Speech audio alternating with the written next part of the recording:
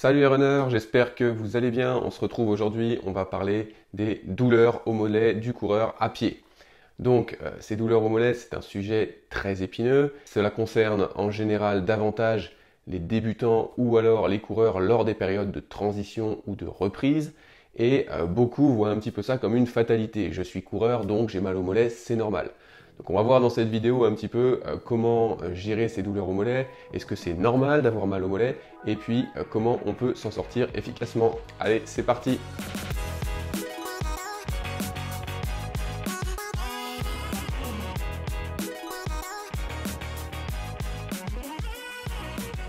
Donc déjà, on va essayer de voir pourquoi je me retrouve avec des douleurs au mollet. On a différents contextes d'apparition.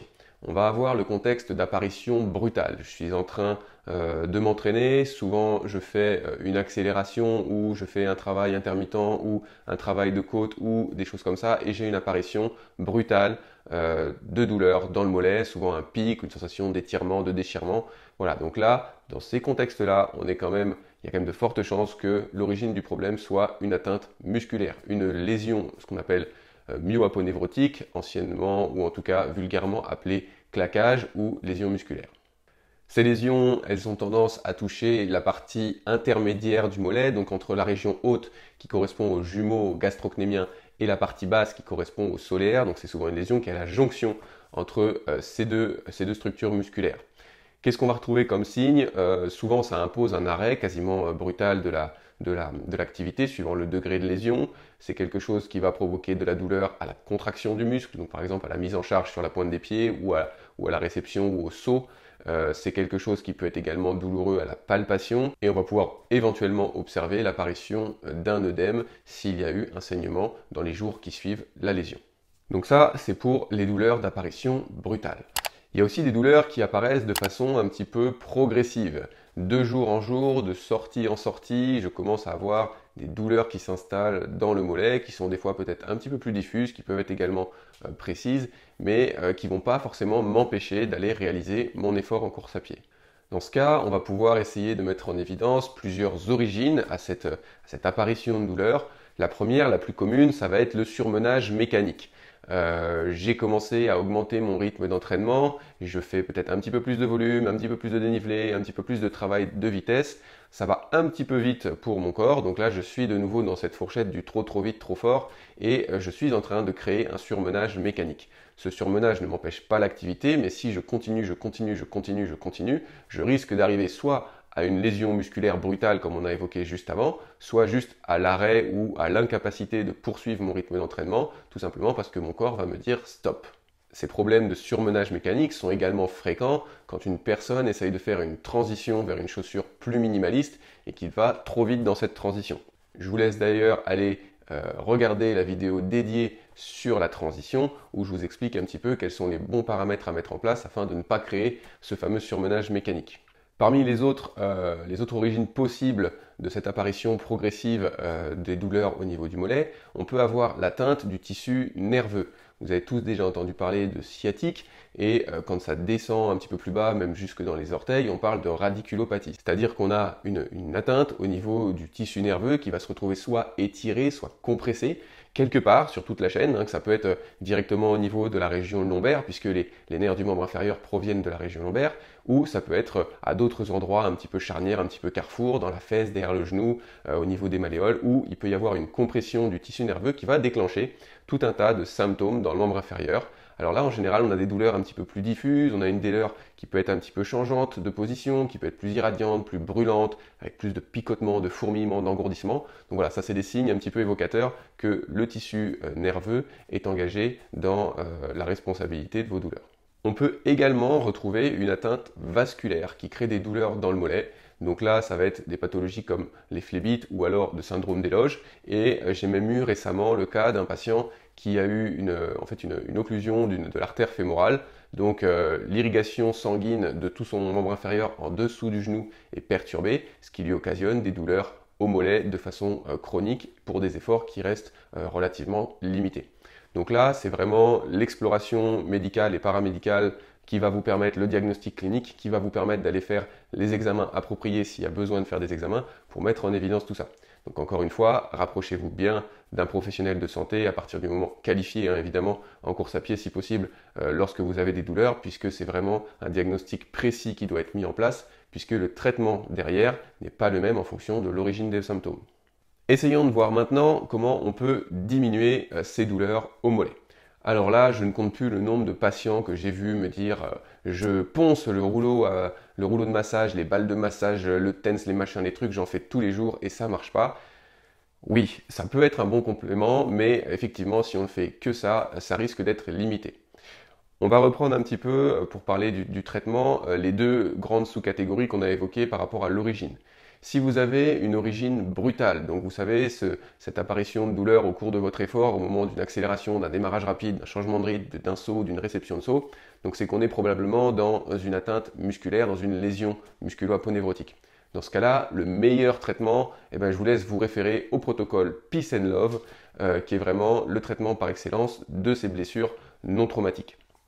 Donc là, vous avez une phase peace qui va être dans un premier temps une phase de repos, de récupération relative. Vous allez mettre plein de petites choses en place, mais très rapidement, vous allez rentrer dans la phase love qui est beaucoup plus active, où vous allez devoir remettre des contraintes, recharger votre tissu pour augmenter de nouveau sa tolérance et revenir à vos habitudes d'entraînement. Quand vous êtes dans une apparition progressive des douleurs, donc on a vu les différentes origines possibles, là c'est uniquement la quantification du stress mécanique qui va vous permettre de recharger votre tissu. Il va falloir être capable d'évaluer un petit peu le niveau de tolérance mécanique. De quoi sont capables mes structures aujourd'hui? Est-ce que je peux courir? Est-ce que je ne peux pas courir? Combien de temps je peux courir? À quelle vitesse je peux courir? Et puis se créer un niveau un petit peu de départ et remettre des stimulations très progressives en respectant son niveau de tolérance, en mettant des stimulations régulières afin de remonter votre capacité mécanique au niveau des structures du mollet, du tendon d'Achille, enfin toute cette zone un petit peu à l'arrière de la jambe. Dans le cas de ces blessures progressives, rassurez-vous, quand vous avez des douleurs qui sont là depuis assez longtemps, quand vous avez des douleurs qui apparaissent de façon très lente, très progressive, en général, votre tissu, je dis bien en général parce qu'il y a des exceptions, hein, mais en général, votre tissu va bien, votre tissu est sain. C'est juste qu'il est saturé, qu'il n'en peut plus et qu'il va commencer à vous envoyer des signaux d'alerte pour vous dire là, va falloir lever le pied, là, va falloir faire attention, là, je deviens un risque de blessure. Mais en tout cas, pour l'instant, il est encore complètement sain. Il est vraiment primordial de privilégier les traitements actifs. Quand je parlais tout à l'heure des rouleaux, des balles, de massage, du TENS, tout ça c'est des traitements qui sont passifs, c'est-à-dire que c'est le rouleau qui va écraser vos tissus, c'est le TENS qui va marcher pour vous, c'est tout ça. Et ça ne permet pas de réaugmenter la tolérance mécanique. Je ne dis pas que ce n'est pas intéressant, puisque si grâce à ces techniques passives, vous arrivez à diminuer vos symptômes, à améliorer vos sensations, c'est quelque chose de tout à fait positif, puisque c'est ce qui va vous permettre de pratiquer votre nouvel entraînement, de continuer à pratiquer régulièrement sans être trop gêné. Donc évidemment, c'est quelque chose de complémentaire et qui va être intéressant de mettre en place. Maintenant, c'est vraiment la partie active qui va vous permettre de remonter le niveau de contrainte. Je vois aussi beaucoup de gens qui, à force d'accumuler des douleurs, au mollet ou ça pourrait être ailleurs, se disent à un moment, non, mais là c'est bon, j'en ai trop fait et je vais arrêter, je vais me prendre 2 semaines de repos, voire 1 mois de repos, des fois j'entends. Ça, c'est pas intéressant.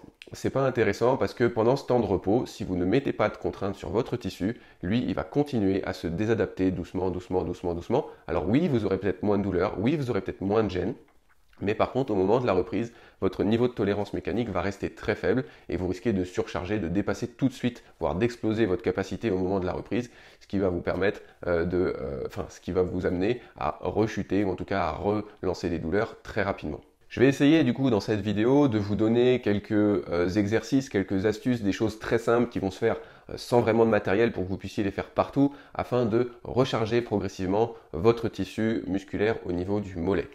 Donc l'exercice de base du renforcement du mollet, c'est vraiment l'exercice de monter sur les pointes de pied. Donc ces exercices sont très facilement réalisables. Vous pouvez les faire sur 2 pieds, vous pouvez les faire sur 1 pied, vous pouvez les faire sur 2 pieds mais en basculant un petit peu votre centre de gravité pour aller charger plus ou moins un côté. C'est des exercices que vous pouvez faire régulièrement pour aller relancer un petit peu et essayer de renforcer vos structures du mollet. C'est des exercices qui peuvent se faire également en charge et en charge lourde puisque, je vous rappelle, ce muscle du mollet, ce tendon d'Achille, sont un des muscles et des tendons les plus forts du corps. Donc c'est des choses qui encaissent plusieurs fois le poids du corps. Donc n'hésitez pas, si vos symptômes le permettent, à charger, donc à prendre un sac à dos, une barre, des haltères, ce que vous voulez, pour en tout cas rendre l'exercice plus difficile. Les exercices de proprioception sont également intéressants puisqu'ils vont vous permettre de remettre en contrainte l'ensemble des muscles du membre inférieur et du tronc, et spécifiquement un petit peu les muscles du pied et de la cheville, donc, dont le mollet fait partie. Donc tous ces exercices sont intéressants. Essayez de les intégrer de façon ludique dans votre quotidien, quand vous faites la vaisselle, quand vous vous habillez, quand vous vous brossez les dents, quand vous attendez le bus ou le train, peu importe, mais essayez de le faire comme ça vraiment régulièrement au cours de la journée. C'est une des meilleures façons de pratiquer ces exercices. La mobilisation neurale, donc la mobilisation des nerfs du membre inférieur est également intéressante, qu'on ait une atteinte directement au niveau du tissu nerveux ou non, puisque ça va permettre de libérer certaines tensions, et le nerf étant la structure qui conduit également le message douloureux, eh bien, plus on va le bichonner, plus on va lui permettre de s'exprimer librement, meilleures nos sensations vont être. Donc ces exercices de mobilisation neurale sont dans tous les cas très intéressants, et moi personnellement je les propose à tous mes patients ayant des problèmes à ce niveau-là. Parlons enfin des étirements, puisque ça c'est pareil, c'est une question qui revient très souvent. Est-ce que je dois étirer mes mollets? Ou beaucoup de gens me disent, voilà, je masse, j'étire, je fais tout ça, et pourtant ça part pas. L'étirement, ça reste une stratégie passive. C'est une stratégie passive qui a pour rôle d'allonger un petit peu votre tissu musculaire. Est-ce que c'est pertinent? Alors, la réponse est un petit peu oui et non. Il va falloir essayer de comparer entre votre côté atteint et l'autre côté. Est-ce que j'ai une différence significative d'amplitude entre mon côté qui va bien et le côté douloureux? Si la réponse est oui, effectivement, je peux avoir un intérêt à aller faire un travail d'assouplissement, faire un travail d'étirement pour essayer de normaliser un petit peu entre les deux côtés. Ceux qui ont des douleurs des deux côtés, vous n'allez pas forcément pouvoir avoir un aspect comparatif. Donc là, ce sera aussi avec le professionnel de santé que vous consulterez qui pourra vous aiguiller un petit peu et vous dire s'il y a de la pertinence à aller travailler, à faire ce travail d'assouplissement et d'étirement au niveau du mollet. Voilà, donc pour terminer cette vidéo, on va faire une petite synthèse, un petit récapitulatif de l'ensemble des recommandations que je peux faire pour essayer de faciliter un petit peu le traitement de ces douleurs au mollet et vous permettre d'optimiser votre retour à des activités normales. Donc avant tout, il va être important de consulter rapidement, que ce soit dans le cas d'une atteinte brutale ou d'une atteinte progressive, consulter rapidement un professionnel de santé qualifié, spécialisé si possible, va vous permettre d'avoir un diagnostic précis et donc de mettre en place le traitement approprié. Donc ça, c'est vraiment indispensable et à faire le plus rapidement possible. Essayez de maintenir absolument un bon métabolisme, une bonne activité cardiovasculaire. Pendant cette période, c'est pas parce que vous pouvez plus courir que vous êtes obligé d'être à l'arrêt complet. Essayez de trouver une activité de transfert, un autre sport, une autre discipline que vous pouvez pratiquer afin de garder ce bon métabolisme. Proposez évidemment des stimulations qui sont progressives et bien quantifiées. La quantification du stress mécanique est vraiment votre allié numéro 1. Vous pouvez également vous rendre sur l'outil MyQSM qu'on a créé pour justement vous donner un petit retour, un petit feedback direct de vos sensations. Vous rentrez en quelques clics les sensations que vous avez eues au cours de vos efforts et l'algorithme, l'outil vous sort une courbe avec justement des points qui vous montrent si vous êtes un petit peu au-dessus ou en dessous de votre capacité maximale d'adaptation. Ça, c'est un excellent outil pour vous aider à bien quantifier votre stress mécanique. Utilisez un maximum de techniques actives par rapport aux techniques passives. Donc, mettez en place des exercices de renforcement, de proprio. Et puis, si les techniques passives vous soulagent, que ce soit le TENS, le massage, les étirements, toutes ces choses-là, n'hésitez pas à les mettre en complément puisqu'elles vont vous permettre d'avoir de meilleures sensations au cours de vos efforts. Réintégrez la course à pied dès que possible. Surveillez vos symptômes, essayez de regagner dans un premier temps un volume d'entraînement avant de réintégrer la vitesse ou le dénivelé qui sont des stimulations qui sont beaucoup plus engageantes pour le tissu. Mon dernier conseil sera de garder le sourire, de rester optimiste puisqu'on sait aujourd'hui que c'est un excellent facteur de guérison et de développement de nos tissus. Voilà, donc j'espère que cette vidéo vous aidera à y voir plus clair, à trouver des solutions pratiques et rapides à mettre en place pour aller essayer de diminuer, de soigner, de traiter complètement vos douleurs au mollet. Je vous dis à très bientôt sur la chaîne Running Sport Santé et je vous souhaite une excellente journée. Allez, ciao les runners!